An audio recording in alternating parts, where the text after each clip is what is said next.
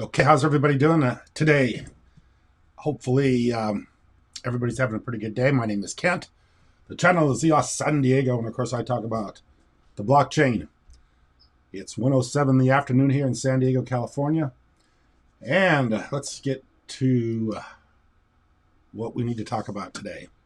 So, first thing I want to talk about is we are going to be in Texarkana, Texas, at the Peak Fighting event on Saturday, January 30th.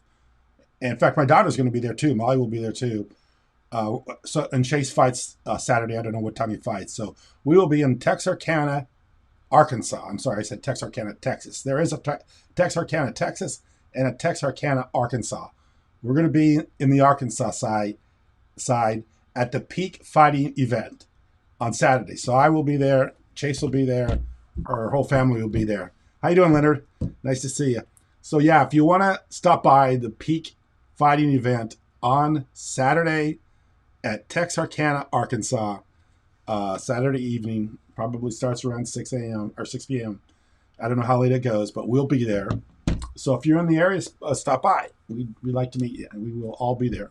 My two sons, my wife, my daughter, and of course Chase will be there. We'll all be there. So we're looking forward to it. We're going to probably leave tomorrow, so I won't be around for the rest of the weekend, the rest of the weekend. So we'll be in Texarkana, Texas, and Texarkana, Arkansas. I keep saying that because Texarkana seems to always, I always hear it as Texas, but they tell us it's two sides, but they say basically everybody is from Texas because the town is split by the border, but the hospital is in Texas. So basically everybody's from Texarkana, Texas, because that's where the hospital is, where everybody is born. So we have Texarkana, Arkansas, Texarkana, Texas, but everybody's from Texarkana, Texas, because the hospital where everybody is born is in Arkansas. But the Peak Fighting event will be in Arkansas. We will be in Arkansas. So if you want to stop by, we'd love to meet you. I don't know how many people, obviously it's a small channel. Not a lot of people watch me. A lot of people watch Molly.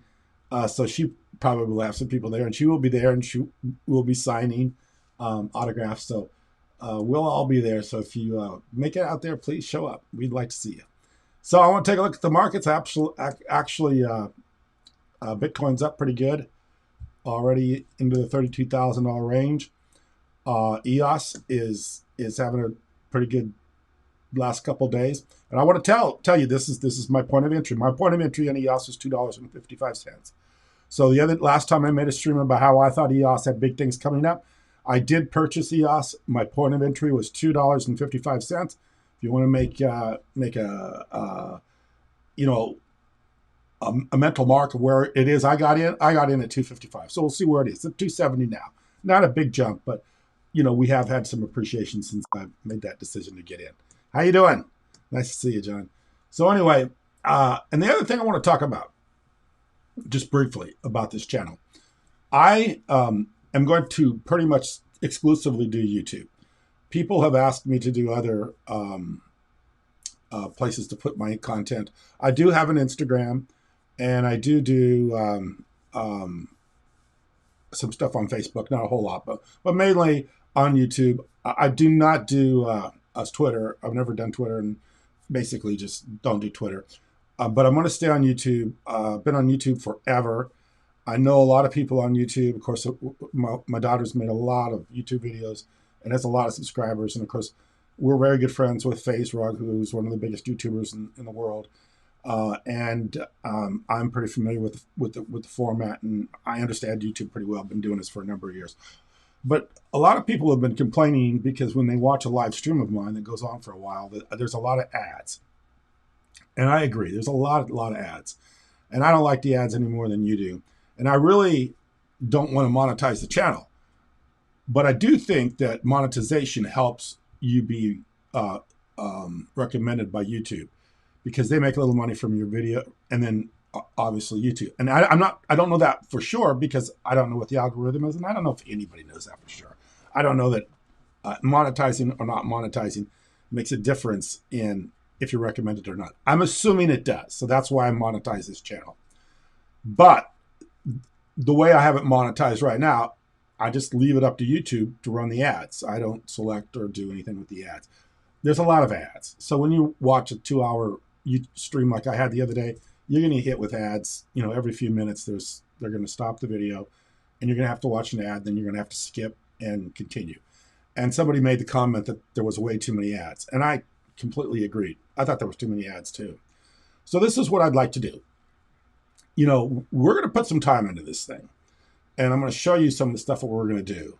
We're going to give you a lot of information, and I want to give you stuff that's hopefully going to turn into some way for you to literally do well. And we're going to put some time into this. I'm going to show you in this video what we're going to do to put some time into this to help people understand what's going on. So what I'm going to do is I'm just going to put an address. If you want to donate some crypto to the address, I'd appreciate it. And if you want to let me know that you've done that, you can just hit me up on the good old Telegram. I'm just right there. I am EOS Kent, EOS at EOS Kent. That's me. Just hit me up and say, hey, I sent you some crypto. I appreciate everything you do, and keep it up. And so I know who it is that's helping out. And I will throttle back on the ads. I will really throttle back on the ads. If you guys want to help me out just a little bit with the time, because there is a time value here. I mean, if I'm going to sit down and go through some of the information I'm going to give you today, which I think you're going to be very interested in hearing, and some of the stuff that I'm telling you that we're working on right now, I think you're going to find out that there's a little value here.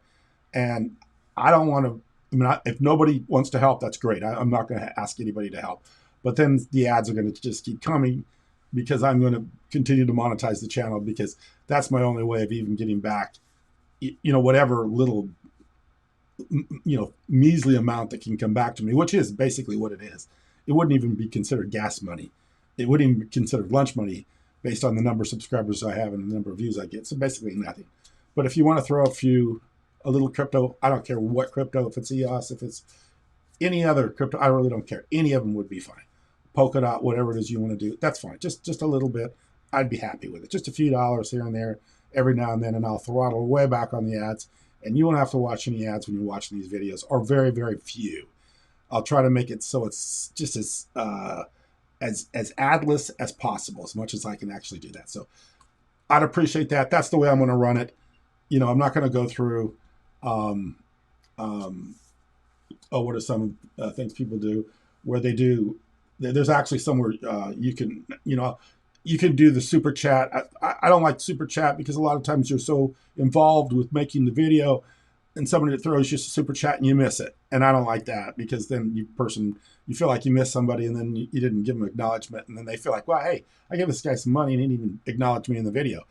I don't like that. And I know it's easy to do because I've done it too, because you get to talking and you forget to look at the chats and somebody's throwing you some money and you just totally spaced it. And, then that, and I don't want to do the, what's the other thing everybody does, where they get a little bit of money from it. I can't think of it right now. Oh gosh, I'll think about it in a second. But anyway, where, people can donate to your channel. Everybody knows what I'm talking about, but right now the name escapes me. I don't want to do that either. Just a little crypto. I don't care how much, $5, $4, $3, $2. That's fine with me. I'll just put the address. There'll be an address below in the description. And if you want to help me out with that, I'll cut the ads completely out or get them down to where there's very, very minimal. So anyway, let's get to the discussion that I want to talk about. There's a guy, and I knew this was coming. I'm going to show his channel right now. This guy's name is, what is his name? I don't know what his name is. Oh, Jeremy Hogan. Is that who it is? Attorney Jeremy Hogan. Yeah, Jeremy Hogan. He is an attorney, and I knew some attorneys were going to start making YouTube channels about crypto because it's just too inviting. And this guy's fairly new. You can tell he's got 18,000 or 15,000 subscribers, and he's fairly new.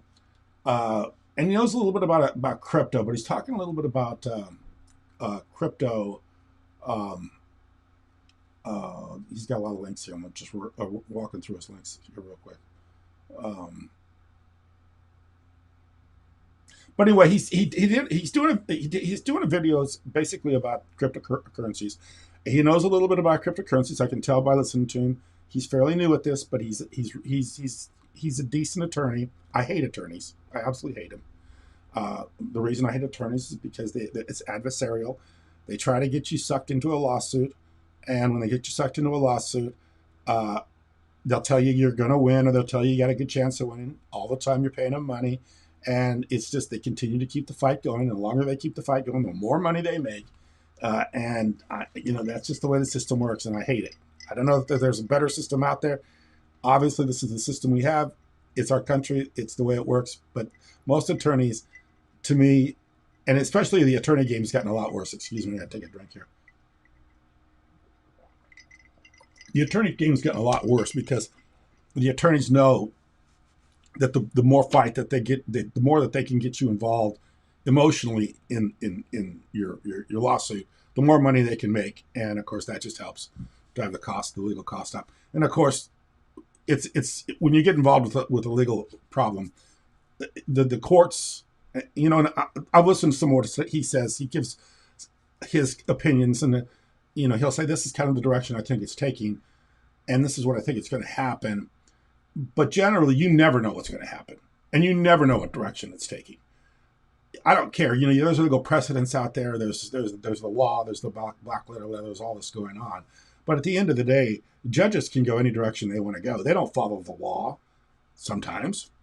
They don't make rational decisions sometimes. They'll go completely against legal precedents sometimes. I mean, you never know what the real motivator is as far as what's going to determine a lawsuit or not. So when he talks, he's just giving you his lawyer's opinion. And like I say, he seems like a pretty good guy. But as far as when you get into the legal system, who knows what's going to happen? And it's always, seems to me like the person that ends up getting hurt the most is the person that gets in these adversarial system, legal, fights. My suggestion, if you have a legal issue that you have a problem with, get yourself a mediator, not a legal mediator. Hire yourself an attorney that can go to the other side and negotiate something without going to court or without having the attorneys mediate. And don't ever go to mediation through a legal system, through the legal, because what generally happens in that case is usually insurance companies come in, and the insurance companies will literally beat you to a pulp.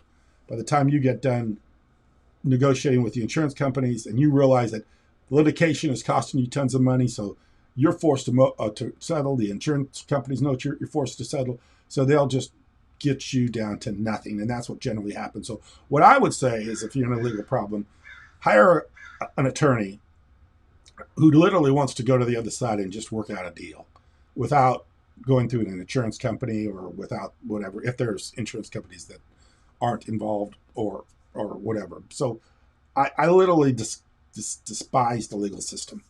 But it is part of our system, and it is what it is. Just like government is part of our system, and it is what it is. But anyway, this guy talks, and let's get back to the topic. The guy talks about, and it's still bothering me because I'm trying to think of the way people get the money for when people want to help you out with some of the costs of your channel.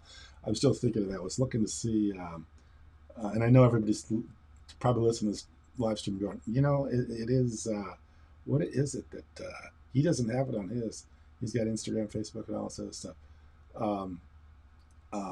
Anyway, it's kind of like crowdfunding or something like that. I can't think of what it is right now. But anyway, I don't want to do any of that stuff. I just want to give you an address. If you want to donate some crypto, and then just let me know on Telegram. That's all I want to do. I don't want to go through it. Patreon. That's the one that worked. Patreon. Finally thought of it. Patreon. I don't want to go through Patreon. I don't like Patreon. I don't want to deal with those guys. So anyway, back to topic. Now that I got Patreon off the brain, I can think clearly. Okay, so he's talking about how the Security and Exchange has a new commissioner coming up. His name is Gary Gensler.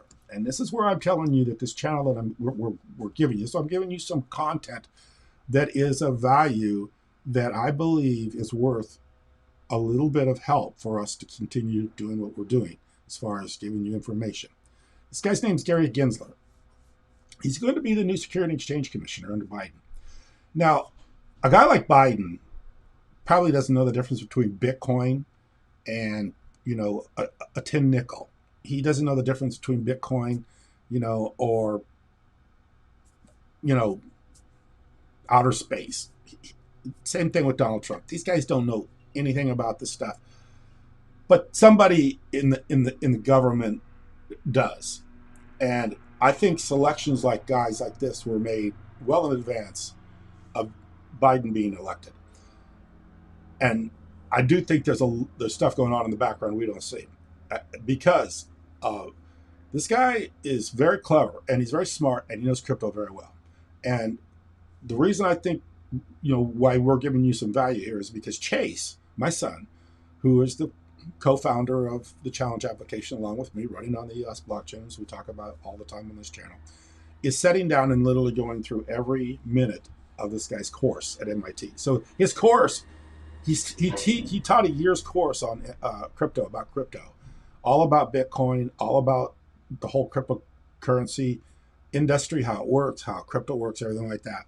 And Chase has been going through this. I think he's 3 days into this guy's course, and it's a long course. I think it's a year-long course, and he's going to sit down and watch every minute of this course, and he's evaluating this guy and trying to figure out where he's going and what he's going to do. And so we're putting the time in to figure out where this is going. And Chase is telling me right now that he's very impressed with this guy, very impressed with him as far as his understanding of cryptocurrency. He's no idiot when it comes to cryptocurrency. He's not a Biden or he's not a Trump. This guy understands crypto. Taught a whole year-long course at MIT. And if you know anything about cryptocurrencies, you know some of the big names are coming from MIT. MIT is kind of like where some of the movers and shakers are being educated at as far as MIT. MIT is a little bit ahead of everybody else, all these other Ivy League colleges and universities as far as cryptocurrency is concerned. So this guy taught there. He's the new Security and Exchange Commissioner. Not because Biden understands crypto and picked the right guy. He's there for a reason. And my belief system is he's there because they want to go in the direction of cryptocurrency in the future for our currencies. They realize the fiat currency thing isn't working anymore. So they want to go to a cryptocurrency-based system. They're putting this guy in place because he understands the cryptocurrencies. And they're also putting him in place because he is going to go back and he's going to kind of clean the space up. And that's what this YouTube, and I watch this. This is another reason why you want to kind of help support us, because I went back and watched him very closely. So watch this video several times, so you don't have to. So I can give you my analysis, so you know kind of what he's saying. What he's saying, he's a little concerned because he's saying this guy is going after these ICOs. So if you did an initial coin offering, that this Gensler guy is going to come back and come after you, and nobody really is safe. And that's what he's saying. And he's concerned. He's really concerned about this. He's saying, look, guys, they're building precedents. They went back and went after some of the easier cases to win. They're building precedents. Our legal system was built on previous decisions. So they went after some of the people that were pretty much dead to wrong. They got decisions against them. And now they're working up the ladder, XRP now being one of the bigger dogs that they're after. And they're going to maybe go after a lot more. And once they get the law pretty much in their side, so whenever they bring some action against somebody, that they have a pretty strong case against them. And they're either going to extract some settlement money from them, or they could potentially close them down. So that's what he's telling you. He's concerned about it. So he says, if you got a portfolio of cryptocurrencies, the only one he thinks is absolutely 100% safe is Bitcoin. And he's absolutely correct. Now, I was going to leave a comment to him and let him know that EOS is also safe. And I've never heard him talk about EOS or the EOS settlement, the waiver that EOS has. So I believe there's two that are safe, Bitcoin and EOS. Now, Bitcoin absolutely is safe because obviously Bitcoin came before the ICOs. The ICOs came with the ERC20 token. It came with Ethereum. So if you're in that group of people, then you're okay. Then you're in the, you're okay. You're in the crosshairs. You're in the line of sight of the Security and Exchange Commission, because they could be coming after you because you raise money, and and basically this guy Gensler guy is under the opinion almost that everything is a security outside of Bitcoin. Everything else falls under the security. You're a security. Now I've heard people like Charles Hawkinson argue that he's not a security, and there's no way you could find Cardano as a security. And I've listened to his argument. Charles, if people listen to Charles, they know he's a very talkative person. And he can speak eloquently. He speaks well. He's intelligent. But he's not a lawyer. And he's also not been through this. And he can convince himself all day long that he's not a security. But until that actually becomes an issue, a legal issue, and it actually gets litigated, he's not going to know. So just because he's decided that he's not a security doesn't mean he isn't a security. And don't be fooled by people telling you that. If somebody tells you there's no way we're a security, don't let them think that they know that that's going to be the outcome, because they don't. So literally everybody that raised money in an ICO could be in jeopardy here. And that's basically what my son is telling me by watching Gensler, and that's what this attorney is saying in this particular video, that everybody is literally in jeopardy here, unless you're Bitcoin or unless you're EOS, in my opinion. He hasn't said anything about EOS, but obviously EOS has a waiver. They paid the money, they're done. So there's nothing that they can do. Once they settle, it's over with. So everybody else that raised money is going to be probably considered a security, even though you can say you're decentralized. You have all this stuff going on, and you built an app, you've done everything you're supposed to do. You're going to be called a security, basically under the Gensler idea, and even Ethereum. Ethereum was basically let go in the previous administration. They didn't do anything with Ethereum. They said it's basically decentralized enough that it's not a security. However, they're moving to 2.0, which is proof of stake, not proof of work, which means that it would be more centralized, meaning could be a security. So according to Gensler, and I think Chase says this in his second lecture, that Ethereum could be considered a security. So if Ethereum's considered a security, that could be a problem. And not only a problem from the point of view that it's a security, it's also a problem for the exchanges that trade it. So everybody's going to be a little bit scared. If you raise money, or if the exchanges are going to be scared, the securities are going to be scared. The tokens are going to be scared. Everybody's going to be a little bit scared because nobody knows what this guy's going to do. And that's why we're literally sitting down and watching every one of his lectures and listening to everything he has to say. And I will keep you updated on this channel.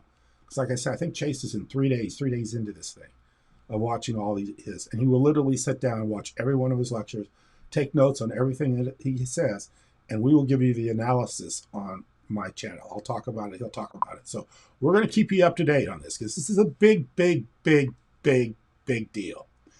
Now, if I were to give my opinion right now, what's happening is they're looking for crypto to be, like I say, a new medium of exchange, doing away with the fiat currency.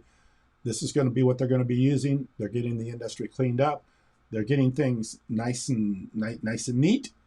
They're going to go back and, if you got away with something, got away with raising some money, and you didn't have to go through any of the rules and regulations, and you basically just, ignored them and did what you wanted to do. It's kind of like the old saying that I'd rather ask for forgiveness than ask for permission. Well, you didn't ask for permission. Well, now you're going to have to beg for forgiveness. And we'll see how the forgiveness thing works out. If he's amenable to giving people breaks and letting them have some sort of fine or some sort of settlement, or if they literally, like I say, make people give back money and suspend them or anything like that. The other thing that's going to happen right now is none of the big exchanges are going to want to be, holding or making market in a cryptocurrency that is being called a security and has not settled or reached some sort of agreement with the Security and Exchange Commission. They're going to be worried about that. So this is going to really affect the thing. This could drive down the market, and it could drive up. You know, in my opinion, it's a very positive thing for Bitcoin because it's the only safe, absolute safe with EOS as a cryptocurrency that's in the clear as far as this is concerned. So this is the direction we're taking, and it could be a very big deal. And this is the guy.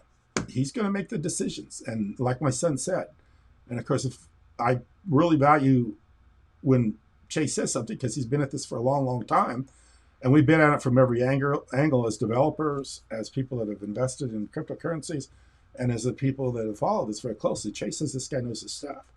So if this guy knows his stuff, he's not going to be fooled by people and their arguments that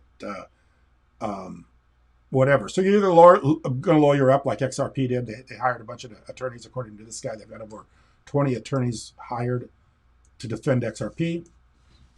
XRP is going to be a huge case. It's going to set precedents as far as what's going to happen in the future in some of these other cryptos. But this guy claims that he's been an insurance attorney for a long time. And the way the insurance companies work is they will spend years trying cases and getting legal precedents before they go after bigger entities that have enough money to fight them in court. And like I said in my previous live stream, you're going up against the U.S. federal government with endless resources, endless time, people that are on salaries, people that can spend a career in a legal battle. There's no urgency for them. They can take their time and they can spend as much time and money. It's just a career for them. Whereas if you're somebody that's running a cryptocurrency or a token and you want to get this thing completed because you want to move on and advance your idea, then you want to get it over with. You want to get it settled. So you're going to be in a position where you're going to have to bend to their whatever it is they want to do, where they can just spend endless time and resources dragging this thing out. So we'll see what happens. But anyway, I think this is a good guy to follow. His channel is Legal Briefs. Like I say, he's an attorney, which, like, I'm not a big attorney fan, but he's given some information. He seems like he knows the law pretty well. He seems like a nice guy. He's kind of funny, gives some good information. And I knew that some attorneys would start getting involved with this because I a few years ago, when we were thinking about doing an ICO, we spoke to a few attorneys. And at that time, I could start to see a few of these attorneys. If you ever want to know two fields that were completely opposite of one another, would be the legal field and the cryptocurrency industry or field, because they're polar opposites as far as the people that are involved. The legal people are more writing, thinking, legal arguments, writing, more written, whereas the crypto people are more mathematical minded. They're math people. So you got the math people and you got the writing people. You got the people left brain, right brain kind of thing going on here. So, but I knew eventually that the lawyers would start seeing there's value in understanding crypto because there's going to be some there's going to be cases out there. There's going to be people that are going to have to hire attorneys to defend themselves. And might be an emerging field for lawyers to get involved with. This may be an emerging way for lawyers to start creating new ways of marketing. There's having services that people are going to be needing. So I knew this was going to be a big deal, and this was going to happen. And this guy's he's got 15,000 subscribers. He's got nice videos, done well. It's well edited. 15,000 subscribers. He's pretty fresh. I don't know how many. Let's see how many videos that he's done so far. Go back here and check out his legal brief. See how long he's been doing this. But I notice he's in here. Let's see how far back he goes. Let's go back to the earliest video that he made. Sort by earliest. Yeah, a year ago. So he's basically a year into this thing. And let's see if he's always been talking about his personal injury. Looks like I think he said he was a yeah, he deals with personal injury because he talked a little bit about insurance. He's an insurance attorney. It looks like it maybe when did he start getting into crypto here? It looks like 2 months ago. It looks like he's just getting into crypto because he's still talking about forced vaccinations. Oh, here he goes. Here's a blockchain video. It's three weeks ago. Freedom of religion. Yeah. See, so he's just starting to figure out the crypto thing. Can we smoke weed in your state? Yeah. So he's looking for topics to make videos on. So yeah, he's just figured this out. This is a new guy coming on the block, and it looks like crypto's his thing. He's going to start doing crypto videos. And like I say, he's done some research. I think kind of knows what he's doing. I would subscribe to him because he's following the XRP case pretty closely, and he's doing some work on it. And he talks a little bit about how the fact is kind of interesting because there was a statute of limitations coming up on this, 5 years, and looked like it was going to run out. And Congress went back and lengthened the period of time of the statute of limitations. And he goes, very ironic that they would do that. So there is some what would you say? There's some there's some strategy going on here. There's some pre-planning going on here. There's some people that are kind of they're strategizing, and that's the only reason why you would go back and change the statute of limitations, because you knew you wanted to go back and get some of these people that have raised money. So yeah, there's some stuff going on here.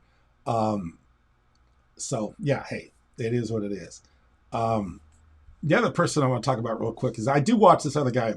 His name is Chico Crypto. I like Chico because he's kind of a person, and the reason I like Chico, he comes up with some pretty good stuff. I didn't agree with the idea that Elon Musk could be Satoshi. I thought I didn't agree with that video. But he's another guy that kind of digs into the background of some of the governmental entities, like the people like Brian Brooks and some of these other people. He digs into that a little bit. So I would recommend Chico's Crypto's channel too. I watch him fairly regularly too. If I see a Chico Crypto video, I'll go back and watch that one too. Don't like his intro, but I do like his channel. So yeah, see, here we go. I got a super chat. Thank you very much. I appreciate it. Thank you very much. It's nice for you to give me some monetary reward for this. Even though I'm not doing it for that. I'm not doing it for any help, that kind of help. But we are digging into this for you. And I'm going to give you some information, hopefully, that will help you. I'm not going to say it's going to make you money, or I'm not going to say it's going to make you rich or anything like that, but it will help you because I have, I've invested a lot into this. Not that I'm anybody that has special skills or special insights, or I'm well connected, but I do feel like I did put some time into it. So yeah, anytime you put time into something, that's work and effort. So it does deserve some sort of reward. The other thing I would say to you, and I do feel this, and I've talked about this before, that EOS was forewarned that the direction of the government was that they were going to start going back and reevaluating some of these ICOs and deciding if they are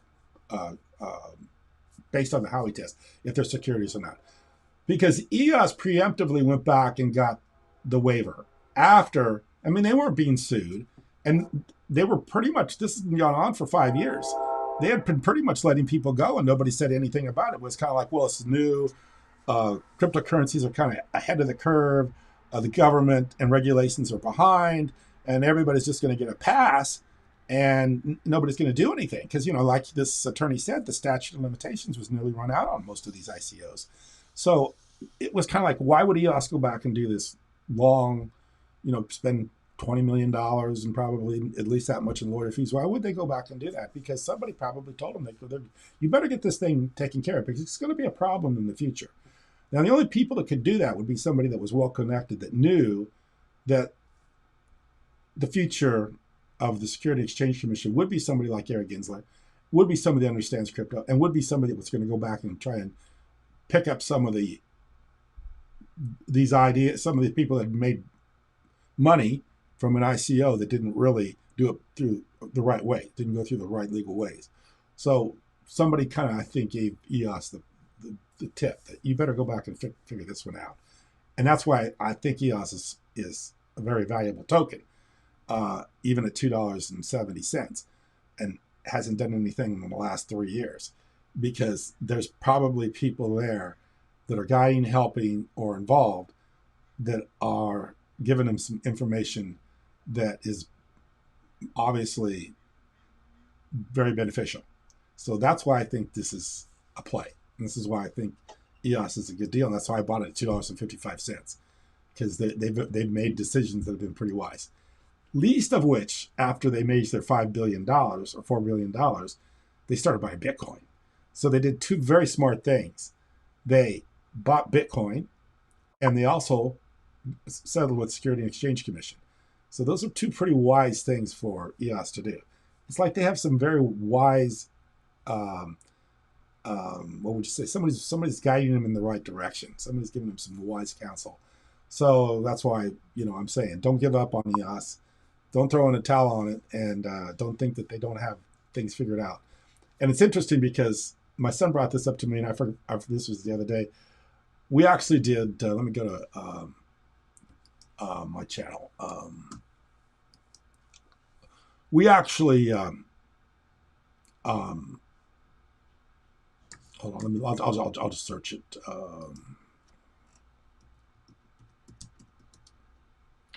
We actually, there's Chase fighting right there. We actually, Chase was, Dan Lerner was on Ivan on Tech. Let me make sure this doesn't play. Dan Lerner was on Ivan on Tech. And Ivan on Tech asked him, this one right here. I'll play this real quickly. Minor, but that's about all I know. Maybe that's it. So you guys are investing, or you don't know that? Did you hear what he said? He said they're asked talking about Bitcoin, and Dan Lemmer kind of made a little bit of that they may be investing in Bitcoin. So Ivan asked him, "Are you investing in Bitcoin or not?"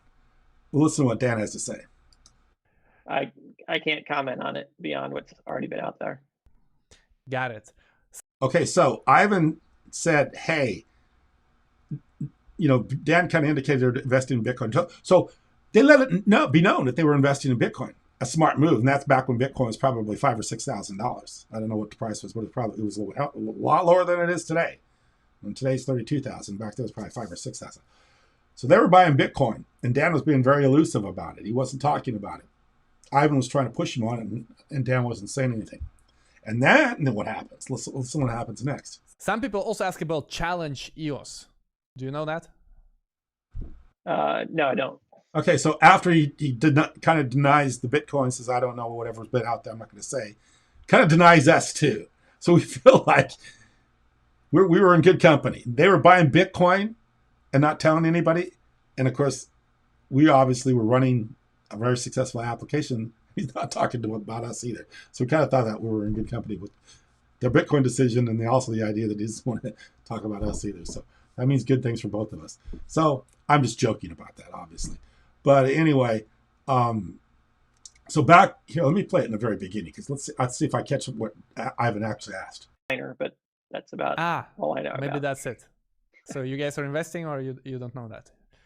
I can't comment on it beyond what's already been out there. Okay, so they're making a decision to invest in Bitcoin, which is what was very intelligent. Man, it was like, hey, you raised a bunch of money, and the best thing you could have done with that money is buy Bitcoin. And that's exactly what he's talking about, and that's what Dan's talking about. So yeah, they're doing some pretty smart things, investing in Bitcoin and settling with the Security and Exchange Commission preemptively ahead of all the other ICOs. Never did that. That may be facing some serious problems here with this new guy that Biden has picked to be the Security and Exchange Commission commissioner, chairman, I guess is what they call it. So anyway, very interesting stuff. And like I said, we're watching the videos for his class, his MIT class that is a year long. We're going to watch every minute of that.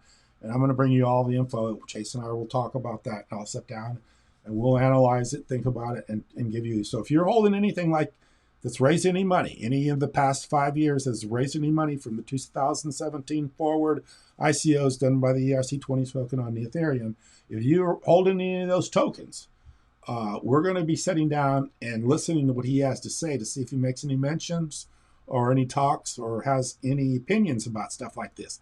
We're going to sit down and figure that out. So if you're holding some of these in your crypto portfolio, you might want to start watching this guy too, because you want to follow this XRP lawsuit very closely and see how this gets resolved. This is all very interesting stuff.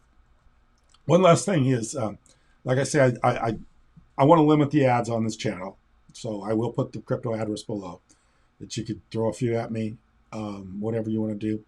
I don't care what it is. Maybe some of the stuff you feel like the Security Exchange Commission is going to come after. I don't know. But the other thing, too, is people feel like it's censored. Like, YouTube, it says censored, and I don't like YouTube, and blah, blah, I want to get off YouTube. I would say this about YouTube. It's not censored. But anybody can say anything they want to say if they're intelligent in how they say it. So when people say that they're being censored, it's usually because they just cannot think of a way to say it, express themselves in a way that gets the point across without being so, so forward. So many people just want to say something that just is offensive, or maybe something that can be offensive or could be considered offensive, even though it's not offensive. Maybe it's just a matter of opinion, but they do it in the wrong way. And then YouTube has a problem with them, or somebody calls them out. And generally the way people get called out on YouTube is sort of complain about them. So, basically, if you just kind of be careful about what you say, and you say it in a way where you think about it, and you don't come down on people very hard, you're probably okay. So I don't really believe that YouTube is a censored platform, like a lot of people do. That's not my opinion. I believe you just have to be intelligent with the way you say things. You got to say things in a way that, you're not just being really, kind of, I would say, non-thinking about what it is you say. You just say it very bluntly, and maybe sometimes that gets people in trouble. So you got to be careful. So that's why I believe YouTube's still a good platform. That's why I like YouTube. YouTube's where a lot of people are at. This is probably where I'm going to stay. So hopefully, and I have had videos taken down before. Actually, I did a video one time about Donald Trump, and they actually took it down and gave me a strike. So I've been in the naughty list on YouTube too before. And it was really kind of a ridiculous video because it was about everything else. It was about Donald Trump. And it was something that was in the news. And I just made a video about that, and I got a strike and got the video taken down. So I kind of learned my lesson. Just, you can't be really just blanketly blunt. You have to be, if you want to say something, you got to be a little more careful about the way you say it. Just can't just be right out there and boom. So I don't think it's that censored if you're careful. You have to be careful about what you say. You have to be careful what you say to anybody. You have to be careful what you say to your kids, your wife, your neighbors. You just can't go around the world just saying whatever comes to the top of your brain, because, that's just not proper etiquette, and it's just not very wise, and it's not lending to, an easy way of getting through life. So be careful about what you say, how you say it. And if you do that, you're probably safe on YouTube and most social media platforms. You just have to be careful what you say. Just don't be, whatever it is that you just can't come out and just say it black and white. Sometimes you have to be a little more careful about the way you think things out and say it. You have to be open-minded to everybody's sides, because everybody has a side. So that's something very interesting. The other thing I want to talk a little bit about is I have been investigating some of the other cryptocurrencies. And that's another thing too. If you want to hit me up on Telegram about some of the other things that people are talking about, one of them being Polkadot. I'm going to take a sip here. Hold on.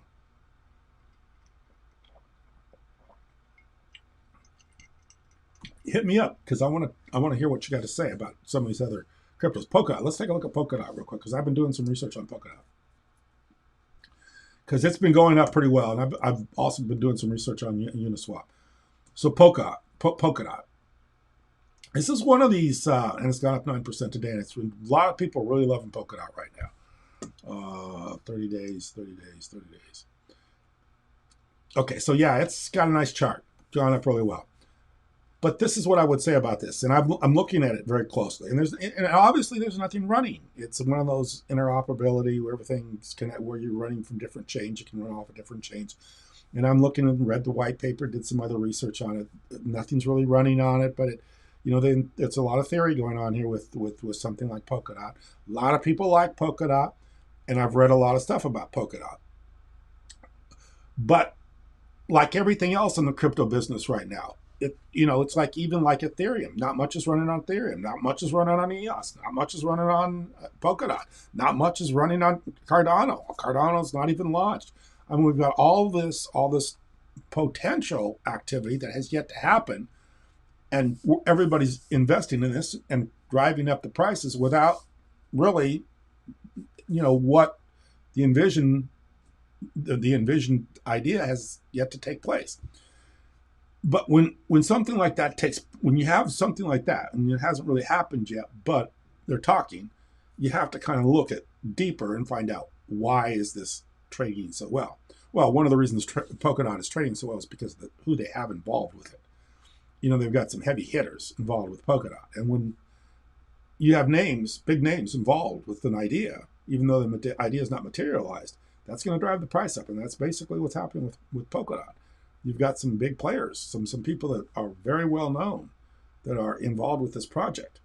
And that's helping this Polkadot out a lot. And then I'm not saying anything negative about it, positive about it. I'm just saying that they have people involved with it that are well known and have pretty solid backgrounds. You can look at the list of people that are involved with it. So that's one of the reasons why somebody was asking what's going on with Polkadot. So that's what it is. It's the players. It's the people involved with this. You got some people involved with this that are well known. They've had some success in the past. That have been in with Ethereum and some other stuff. So that's helping the price of Polkadot. That's what's going on with Polkadot. But the interoperability of the blockchains interacting with each other, that's a lot of stuff that has yet to happen yet. So you're betting on if this is going to work, but you're also betting on the names that are involved. So as someone once told me when I was young, I don't care about the deal. I just want to see who's involved. That's kind of like what's going on here. I don't really care about what it is they're doing. I just want to know who's got their name on the list. Who. It's just like anything else. If you got somebody that's publicly known and has a good reputation and does well and has had lots of success in the past, it's a lot better than having somebody that doesn't have any name recognition whatsoever. I think that's one of the things we struggle with as far as our application is concerned. Even though it works great, and it's probably one of the few in the world that is up and running and working well, we have yet to have somebody join our team that's a huge name, somebody that's got a lot of recognition, that was involved with, outside of the fact that we're on EOS with, Dan Lemmer was pretty well known in the community. You got to get those big names on your team. You get those big names on your team, then it drives the price up, regardless of what it is you're actually doing, and then if what you're doing actually materializes or not. So that's always been one of the big things. You got to make sure you got the right people on your team, and Polkadot has some people on their team. That's one of the things I noticed about it. So let me read some of these comments, and then I'm going to get out of this. Okay, people like DOT because it's not EOS. Oh, that's another thing I want to bring up. That's a good point. Jeremy, thanks, Jeremy. I'm getting this all the time. So if I make a video like today, I'll get a lot of people telling me how they sold their EOS. Almost like, oh yeah, I've dumped my EOS. Thank you very much. Yeah, great stream. Dumped my EOS. Glad I got out on my EOS. And I get that a lot. It's kind of like they're letting me know that whatever I say is irrelevant and basically it doesn't have any value because they're selling anyway and they don't care. And that basically they're writing me off and have been written off a long time ago. And all I respond with is, hey, if you sold your EOS, that's your prerogative to do whatever you like to do. But what did you buy? I'm curious. Did you buy Polkadot? Did you buy Ethereum? Did you buy XRP? What'd you buy? I just want to know because I'm kind of curious what you dumped your EOS for. Or did you just turn it into cash and make your mortgage payment. I don't know what you did with it, but it's so funny because I never get anybody to respond back. So when I ask, say, hey, if you want to dump EOS, fine, dump EOS. I think it's a bad idea, but go ahead and dump it. But tell me what you bought, because I want to research what you bought so I can follow it and see if, it made sense. But never get anybody to respond. So if you're going to dump, that's fine. Just give me the idea what you dumped it for, because I want to know, because then we can compare apples to apples. So I bought in EOS at $2.55 after I made my last live stream. It's at $2.70. So if you dumped your EOS was $2.50 or $2.55, what'd you buy? I want to see what you bought, because if you bought something else, I want to see if it's done very well. So I still have all my EOS. Okay, Jeremy, thanks. People, okay. Oh, Tesla. So, oh boy, Tesla. There's an interesting thing. I've heard a lot of people right now shorting Tesla. A lot of people shorting Tesla right now. Shorting mean basically they're selling in advance, or they're leverage selling the stock. Because Tesla has been a huge. It's been on an upswing, big time upswing. So, I don't know. I mean, I don't know. Like I said, Elon Musk is a very he's a very what would you say? He's probably one of the most well-known people of today's generation. Elon Musk. He's one of the most admired, innovative, well-known people in the world today. So he's always probably going to be pretty. Betting on Elon's probably always going to be a pretty good idea. But as everything, you have good times and you have bad times. You have ups and you have downs. It's like Dan Lammer. 3 years ago, Dan Lammer walked on water. Today, you mentioned the name Dan Lammer, and everybody, they want to spit. Dan Lammer, Dan Lammer. Everybody dislikes the guy. So, who knows? I mean, Elon's a great guy. I think people are attracted to him. But, Tesla's had a big run here lately, huge run, and you never know when there's going to be a pullback. So let's see what else is. Okay, looking what happened. Okay, so somebody asked a question, which is a good one. Where can I effectively learn how to use EOS in web development? Add to broadcast. How you learn EOS? You mean as far as being able to build something on EOS? Or run a node? I think somebody put up, and I haven't looked recently at the Block One website, but I do think Block One has a course on EOS.io open source software. And then, of course, you can go to GitHub and research from GitHub. And talk. There's a lot of information on GitHub about the EOS software. I don't know if anybody actually teaches a course. And of course, obviously, everybody knows that EOS runs in C++.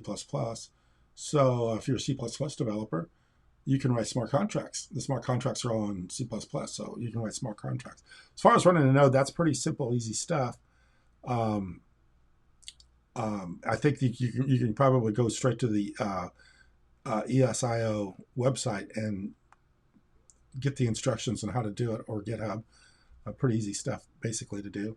A little internet research, and I think you can figure out pretty quickly. I sold for Ether. Now, there you go. Now, let's see what Ether's doing today, or Ethereum is doing today. Man, I'm telling you, Ethereum is, to me, Ethereum's up. Yeah, it's up 1%.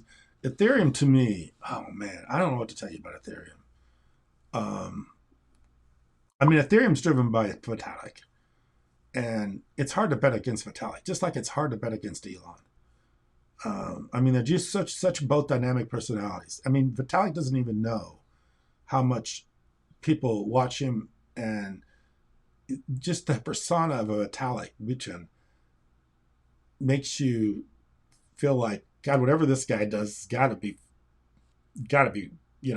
right, because he seems like he's the smartest kid in the class. He's always looks, he's like, he's got the kind of geeky, weird, all the, whatever you do, sort of, you know, um, I don't know what he does. He's just got this kind of geeky, weird way about him.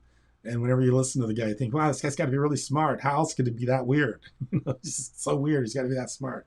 So yeah, and then he's kind of also has a little bit of a, what would you say? A little bit of a,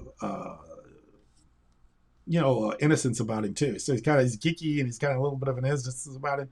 He seems like a nice guy. So yeah, I mean, how can you bet against Ethereum? It's just, but there's so many problems with Ethereum. It doesn't scale. I mean, you got to pay for the gas cost, the gas fees. So I don't know. I wouldn't argue with that one. I mean, if you sold the EOS and went to Ethereum, you made a good play. Congratulations. I want some more EOS. Me too. I like EOS too. I want to buy some more too. I still have all my EOS. Yeah, I like people like Polkadot because it's not EOS or DApp. Okay, that doesn't tell you much. EOS is light years ahead of Polkadot. That I agree with. That I totally agree with. Valid point. That EOS is light years ahead of Polkadot. Thank you very much for that comment. Yeah. Yeah, some good stuff here. So, yeah, like I say, we're running on the EOS blockchain. It's going well. I think that things are going right. I would start to follow some of these people I mentioned. This legal brief guy.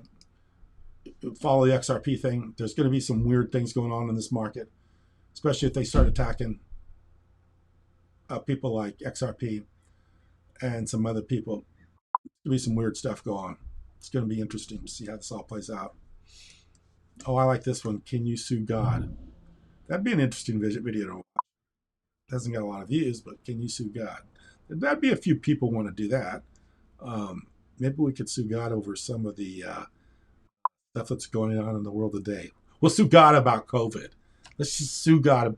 God, we're going to sue God because of this this situation. It costs a lot of people a lot of money, cost them jobs, cost them their businesses. I want to sue God. I wonder if God has any legal responsibility for COVID. So maybe that's what the video is about. I'm just guessing. I haven't watched it, but the interesting video. He's got some pretty good. And I don't even know this guy, so I'm not pushing this video, this channel, because I got some sort of connection with this person. I don't even know who he is. I just thought he was interesting that he's covering XRP. And I also thought it was interesting that he's talking about cryptocurrency, because I knew attorneys were going to start doing that too. Oh, here we got some stuff about ESIO for Ethereum Developer 101, Application Developer 1. Maybe somebody could put some, if they got some good, I guess specifically learning how to monetize human action like you did with the challenge app. Yes, how to build that. Okay, the way we built the challenge application is with a smart contract. I think we run it on Challenge U on the, so if you go to,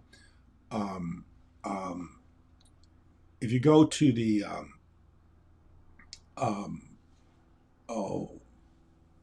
like Blocks.io or something like that, it's the Challenge U contract. The smart contract is where we run the challenge application is on that contract. So, and of course you can't see the code when we don't have the code on Git. We have the code on GitHub, but we don't have it so you could publicly see it. But yeah, what I would do is I would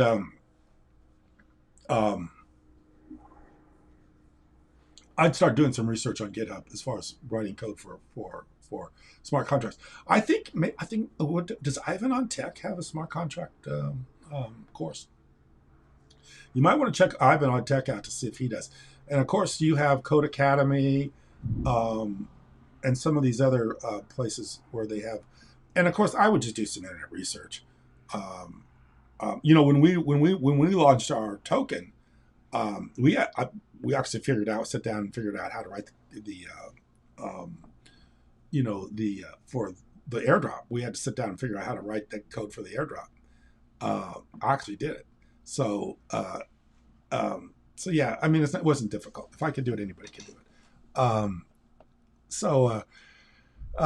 Yeah, just a lot of stuff going on. Let's see if there's anything else we can talk about. Plenty of stuff going on. Like I say, well, we will be in Texarkana, Texas, Texarkana, Arkansas this week. Probably the last video I make on the computer for a few days. So if you're out in that area, we'd certainly like to meet up with you, talk to you, and hopefully, we can all have a good time that evening. Like I said, Chase has got a fight, so in fact, I think he leaves today. He's leaving today. We'll probably leave Friday for the fights. He's leaving today, so we'll look forward to hopefully seeing some people out there, and we'll be talking in the future. I appreciate you watching. Thank you very much.